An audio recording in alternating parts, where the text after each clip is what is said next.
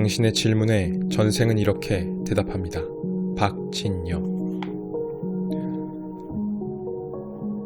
1950년대 실제 있었던 일입니다. 포도주를 가득 실은 영국 화물선이 스코틀랜드 항구에서 짐을 내린 뒤였습니다. 한 선원이 짐이 다 내려졌나 확인하기 위해 냉동실 안으로 들어갔습니다. 이때 다른 선원이 그것을 모르고 밖에서 냉동실 문을 잠가버렸습니다.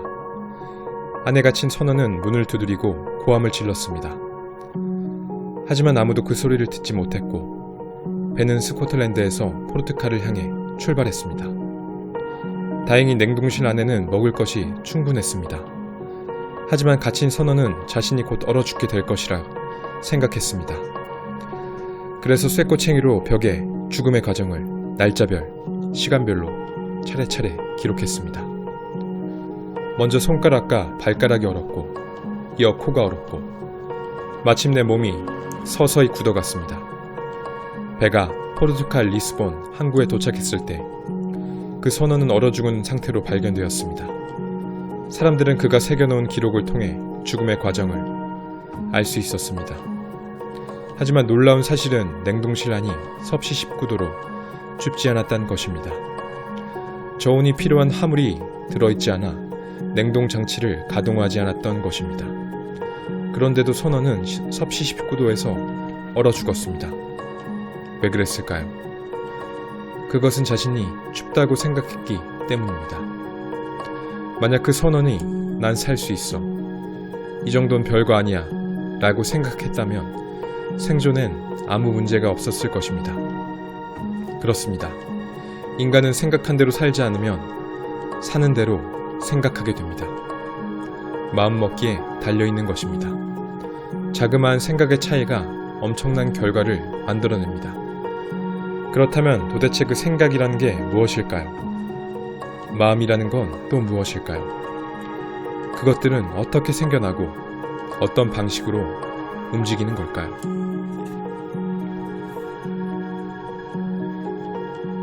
임신한 예비 어머니들의 질문은 하나같이 태어날 아이와의 인연입니다.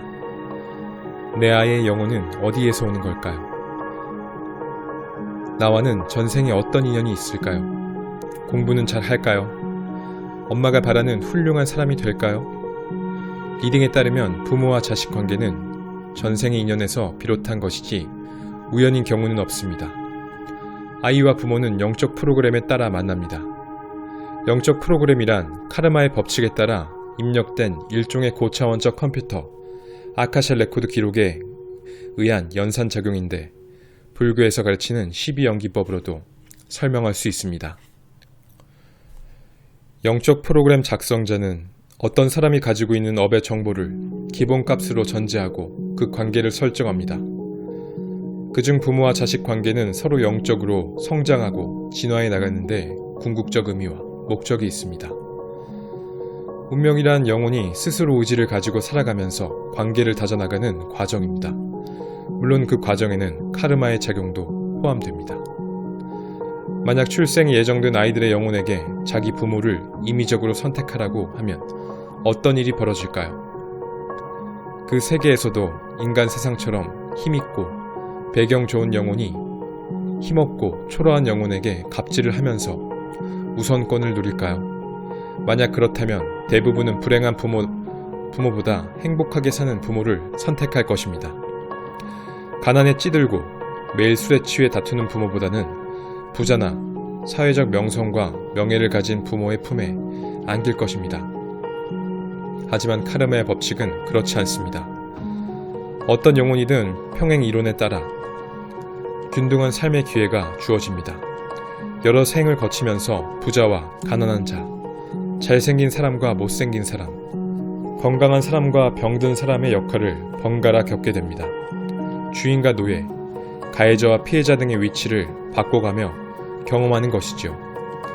그래야만 배움을 얻고 성장할 수 있기 때문입니다. 한 영혼의 삶은 그 영적 DNA가 과거에 어떤 성장을 거쳤는지에 따라 정해집니다. 그래서 경우에 따라서는 부족함 없이 행복하게 살아가는 영혼보다 비록 가난하지만 자신의 어려움을 극복해 나가는 그 영혼이 영적으로 훨씬 더 성장하고 진화하는 일도 있습니다. 육체적 생애에서 고단함을 극복하면 할수록 영적으로 더 크게 성장할 수 있습니다. 그 보상은 이 지구에서의 삶을 졸업하고 더 높은 차원에서 나아갈 수 있는 티켓을 얻는 것과 같은 의미를 가진다고 할 수 있습니다. 우리가 살면서 경험하는 어떤 불행과 고단함은 신이 우리에게 준 숙제입니다. 자신 스스로 그 문제를 잘 풀기 위해 선택한 삶이라고 생각하십시오. 그리고 그 문제의 해답을 찾기 위해 최선을 다하십시오. 어떤 아이의 영혼은 어렵고 힘든 환경에서 살아가는 가난한 부모를 스스로 선택하기도 합니다. 삶의 장애와 고단함이 크면 클수록 자신이 지은 카르마의 빛을 빨리 청산할 수 있다는 것을 알기 때문입니다. 영적 성장을 이룰 수 있는 기회가 더 많아지는 것입니다. 심지어 스스로 장애의 몸을 선택하는 영혼도 있습니다. 선천적 장애를 가지고 태어난 아이가 있었습니다. 리딩에서 그 영혼은 제2차 세계대전 때 일본군 의사로서 악명 높은 만주 731 부대의 군의관이었습니다. 당시 그는 수많은 사람을 생체 실험 대상으로 삼았습니다. 그리고 그때 얻은 의학 지식과 임상 실험 덕분에 전쟁이 끝난 뒤에도 처벌을 받지 않았습니다. 오히려 미국의 어느 대학병원에서 유명한 교수로 일했습니다. 제2차 세계대전은 현재와 그리 멀지 않은 시기입니다. 부정적 카르마를 씻기 위해선 여러 생을 살아야 하는데 그러기엔 너무나 짧은 기간입니다. 그래서 그 영혼은 자신이 지은 엄중하고 심각한 카르마의 부채를 청산하기 위해 이번 생에서 스스로 장애가 있는 육체를 선택한 것입니다. 아이의 영혼은 출생하기 전 자기 부모가 어떤 인생을 살아갈지 이미 알고 태어난다고 리딩은 말합니다. 그 선택은 아이의 영혼 스스로가 결정한 것입니다. 흔히 가난한 부모는 내가 못 배우고 가진 게 없어서 미안하다는 말을 자주 합니다. 하지만 그런 생각은 잘못된 것이라고 리딩은 지적합니다. 영혼은 이렇게 말합니다. 이번 생에는 알코올 중독으로 심신장애가 있는 아버지와 그런 남편으로 인해 생긴 외로움 때문에 매일 밤 성적 갈증으로 괴로워하는 어머니를 만날 거야 라고 말입니다. 그런 가정을 선택한 아이의 영혼은 자신이 지닌 영적 숙제의 답을 얻을 때까지 많은 세월 동안 인내심을 가지고 참아내야 합니다. 또한 부모의 어려움을 해결하기 위해 함께 노력해야 합니다. 그 과정은 결코 녹록하지 않을 것입니다. 어쩌면 그 아이의 영혼은 자신이 선택한 부모의 환경 때문에 중도의 삶을 포기하고 싶을 유혹에 빠질지도 모릅니다. 그러나 자신이 가진 긍정적 의지로 어떻게든 이겨내야 합니다.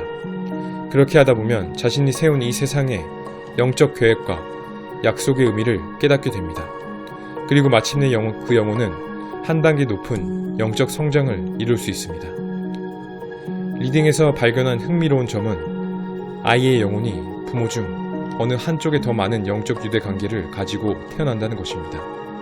쉽게 말해서 아버지의 카르마와 밀접한 관련이 있는 DNA를 선택하는 아이가 있는가 하면 어머니의 영적 이해관계의 청산이나 성장을 도우러 오기도 합니다.